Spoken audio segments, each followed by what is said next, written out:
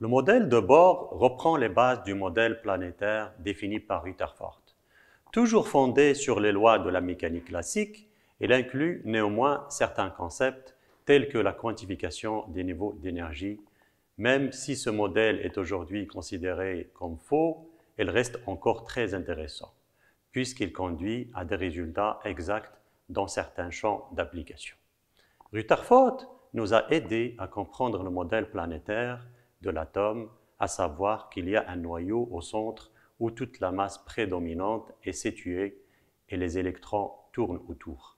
En revanche, cela pose un problème parce que ces électrons accéléreraient et libéreraient donc de l'énergie et les électrons devraient être en spirale dans le puits. Bohr a proposé une modification de ce modèle et a ensuite été capable de l'utiliser pour expliquer également le travail de Balmer sur les raies spectrales de l'hydrogène. En effet, Balmer a pu établir de façon empirique une relation mathématique entre les différentes raies spectrales de l'hydrogène, mais elle n'a pas été en mesure de l'expliquer. La relation trouvée par Balmer a été ensuite développée par Rydberg pour donner naissance à la formule de Rydberg suivante. 1 sigma égale 1 sur lambda égale RH 1 sur N1 au carré moins 1 sur N2 au carré. Avec sigma, le nombre d'ondes, lambda est la longueur d'onde, RH est la constante de Rydberg. Bohr a exploité en 1913 cette formule pour élaborer son modèle de l'atome d'hydrogène. Elle est venue principalement avec 3 postulats. Nous les examinerons un par un. Le premier postulat dit que l'électron orbite autour du noyau dans une orbite circulaire stable, sous l'influence de l'attraction colombienne vers le noyau. Aussi, l'électron ne rayonne aucune énergie, c'est-à-dire qu'il n'y a ni gain d'énergie ni perte d'énergie si les électrons sont dans cette orbite.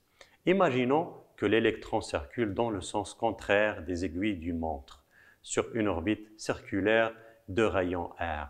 L'électron subit 2 forces. La force d'attraction colombienne, F1, dont la norme est égale E carré sur 4 pi y0 R2, et la force centrifuge F2 due au mouvement circulaire de l'atome qui s'exprime comme suit. F2 égale MEA égale MEV carré sur R. La stabilité du système permet d'égaliser ces 2 forces et on peut facilement avoir une première expression de la vitesse au carré de l'électron. Elle est égale à E au carré sur 4 pi y0 RME. Conservons cette valeur en tête car on l'utilisera par la suite pour déterminer le rayon de l'orbite R. Le deuxième postulat est plus critique. Il dit que l'électron a un moment angulaire L quantifié. C'est la quantité de moment angulaire qui a une valeur définie et donc seulement des orbites discrètes sont autorisées. N ne peut prendre que les valeurs 1, 2, 3, 4, etc. H est la constante de Planck, 2π est une constante. Donc fondamentalement, ce que Bohr a dit, c'est que l'électron peut exister sur l'une de ces orbites, mais c'est impossible qu'il existe sur n'importe où entre elles. On attribue donc à chaque orbite un nombre n qu'on appelle nombre principal. Et on définit les couches K, L, M, etc. en fonction des valeurs de n. Par convention, le niveau d'énergie 0 correspond à l'état où l'électron ne subit aucune interaction avec le noyau. R égale infini, c'est-à-dire n égale infini. Détaillons maintenant l'expression du moment angulaire orbital L. Elle est égale au produit vectoriel de R et de P. P est la quantité de mouvement, elle est égale à MEV. La norme de L prendra la valeur R MEV sinus P sur 2, qui est égale à R MEV. Cette valeur est égale à N H sur 2π, ce qui nous donne une deuxième expression de la vitesse de l'électron V carré égale N au carré H au carré sur 4π carré R carré ME au carré. En légalisant avec la première expression de la vitesse trouvée précédemment, Bohr a pu donner l'expression du rayon des orbites. Rn égale A0 N2, avec A0 égale 0,53 le rayon de Bohr, ou le rayon de la première orbite. En cherchant l'énergie totale de l'électron, qui est égale à la somme de l'énergie potentielle et l'énergie cinétique, et connaissant l'expression du rayon des orbites, on peut arriver à la relation suivante. L'énergie est aussi fonction de n, avec la relation En égale moins 13,6 sur n au carré exprimé en électronvolts. Le troisième postulat est la quantification du rayonnement. Il stipule que les électrons ne rayonnent ou n'absorbent de l'énergie que lors d'un changement d'orbite. On parle donc d'un niveau de départ et d'un niveau d'arrivée, où le nombre d'ondes relatifs à la transition est égal à 1 sur lambda égale RH 1 sur N1 au carré moins 1 sur N2 au carré, avec N1 inférieur à N2.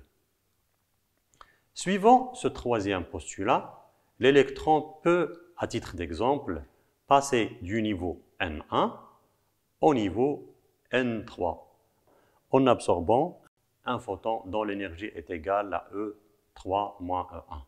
Si cet électron passe au niveau 2, on assiste au phénomène d'émission avec le nombre d'ondes sigma égale à RH 1 sur 2 au carré moins 1 sur 3 au carré.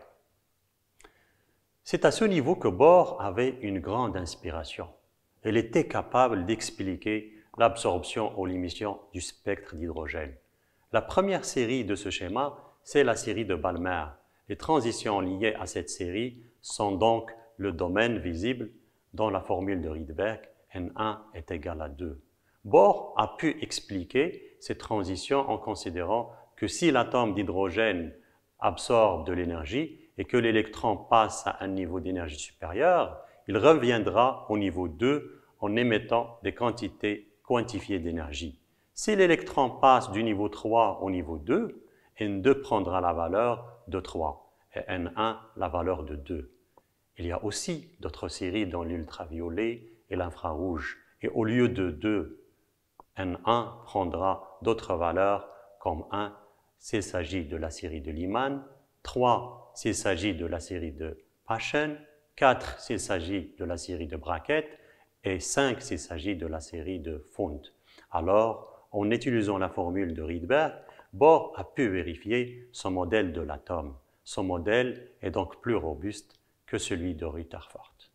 Ici, on voit à gauche un spectre de lumière où on ne voit pas de raies. Quand on a des atomes d'hydrogène qui absorbent de la lumière, ceci fait apparaître une raie d'absorption à une valeur spécifique sur le spectre d'absorption. De la même façon, si des atomes émettent de l'énergie, le spectre d'émission fera apparaître la valeur spécifique relative au gaz d'hydrogène. Malgré le fait que le modèle de Bohr explique plusieurs observations expérimentales, il a certaines limitations.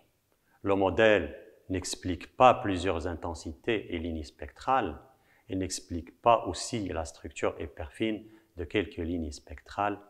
Le modèle ne peut pas aussi être utilisé pour expliquer les lignes spectrales des atomes avec plus d'un électron de valence.